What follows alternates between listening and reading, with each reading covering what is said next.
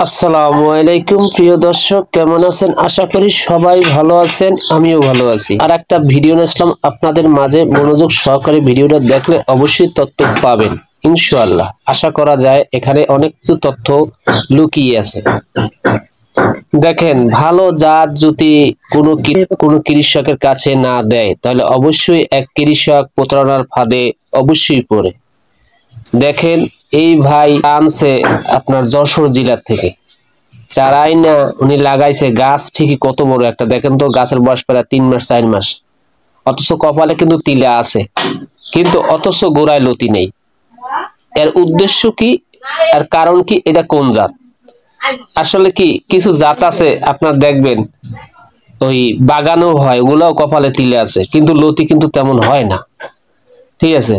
আর আমরা যেটা বলি যে লতি কচু বাড়ির এক, আর যশোরের লতিরাজ, তারপর নাটোরের লতিরাজ, সর্বশ্রেষ্ঠ জাত হইলে বাড়ির লতিরাজ এক।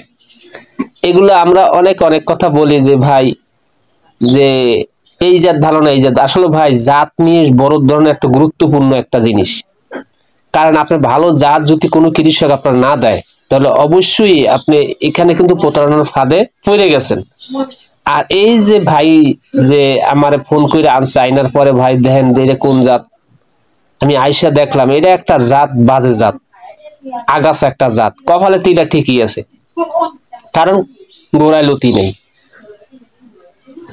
এইরকমই গাছের আপনাদের আমি লাস্ট ফিনিশিং এ আপনি একটা জাত দেখাবো, দেখবেন লতি কিভাবে ধরছে। এতটুক বয়স, 3-4 মাস বয়স। ভাই 3-4 মাস একটা কৃষকে যদি একটা খান থেকে চারা আইনে যদি রোপণ করে, আর এই রোপণ করার পরে যদি আপনার এই জাত যদি ফসল না হয়, ভাই তার মতো কষ্ট আর কিছু নাই। ঠিক আছে। এর মতো মানে টাকা তো গেছে গেছে, তারপর আপনার মনে করেন নিজের যে একটা কষ্ট, নিজের যে একটা পরিশ্রম, মনের ভিতরে যে একটা কষ্ট, এক ভাই আমি ছাড়া মনে হয় খুব কম বোঝে মানুষে। যদি বুঝতো তাহলে কোনো ব্যক্তি এই ব্যক্তিরে এরকম সারা দিত না। এই কারণে বলি ভাই, ভালো জাতের ভালো জাত লাগাইবেন, ভালো ফসল পাবেন, ভালো লাভবান হইবেন, 2টা টাকা পকেটে আসবে। আর ভালো জাত যদি না চিনে না বুঝে আপনারা নেন তাহলে অবশ্যই ঠকবেন। এই কারণে বলি ভাই, ভালো জাত আগে চিনুন, পরে আপনার জাত সংগ্রহ করে পরে রোপণ করুন। নাহলে কিন্তু ভাই এইরকম ভাইয়ের মতো কিন্তু প্রতারণার ফাঁদে পড়বেন আপনি অবশ্যই। কারণ ভাই লতি কচু বাড়ির এক, যে ফসল ধরে যেভাবে হয় আপনি কল্পনাই করতে পারবেন না যে এইরকম ফসল কিভাবে হয়। ঠিক আছে।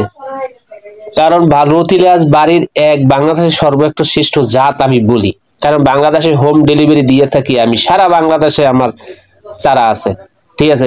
বাংলাদেশের বাইরে আমি 4টা রাষ্ট্রে আমি এই জাত পাঠাইছি ইনশাআল্লাহ। ঠিক আছে। কিন্তু আপনারা যদি আমার কাছ থেকে চারা সবসময় নিতে চান, যে ভাই যত কথাই বলেন লতি কচু বাড়ির এক চারা দেবেন, দেখেন আমার কাছে 3টা জাত আছে। কোন জাতটা আপনার সবচেয়ে ভালো হবে সেটা হলো বাড়ির লতিরাজ এক। যশোরের লতিরাজ লাগাইতে পারবেন, নাটোরটাও লাগাইতে পারবেন, কিন্তু ফসল তেমন ভালো পাবেন না। কিন্তু ফসল পাইতে হইলে 2 টাকা বেশি আসলে অবশ্যই লতিরাজ বাড়ির এক চারা আপনার রোপণ করতে হবে, নাহলে কিন্তু আপনি বড় ধরনের ধরা খাবেন। ভাই বাংলাদেশে অনেক অনেক কথা বলে ভাই, অনেকে অনেক জনের ফাঁদে ফালায় ভাই, আমি এদের বুঝে আসে না আমার, যে কোন মানুষ মানুষ হয়ে কেন মানুষের আমি বিপদে এইরকম অযথা আজে বাজে কাজ দিয়া আমার কি লাভ? 2টা টাকার জন্য আপনি এই কাজটা করছেন, আজ মরলে কাল 2 দিন আপনি এইরকম কাজ করবেন। হ্যাঁ, এটা তো আপনার আমল নামা খুব ভারী হবে ভাই। তো এই কারণে বলি ভাই, ভালো জাত অবশ্যই আপনার চিনা বুঝে লাগাইতে হবে, নাহলে কিন্তু আপনি অবশ্যই প্রতারণার ফাঁদে পড়বেন।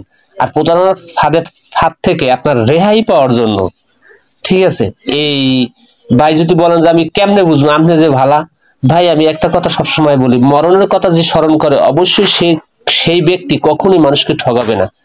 আর দেখবেন আমি কিন্তু বাংলাদেশে না, আমি বাংলাদেশের বাহিরেও 4টা রাষ্ট্রে চারা দিছি।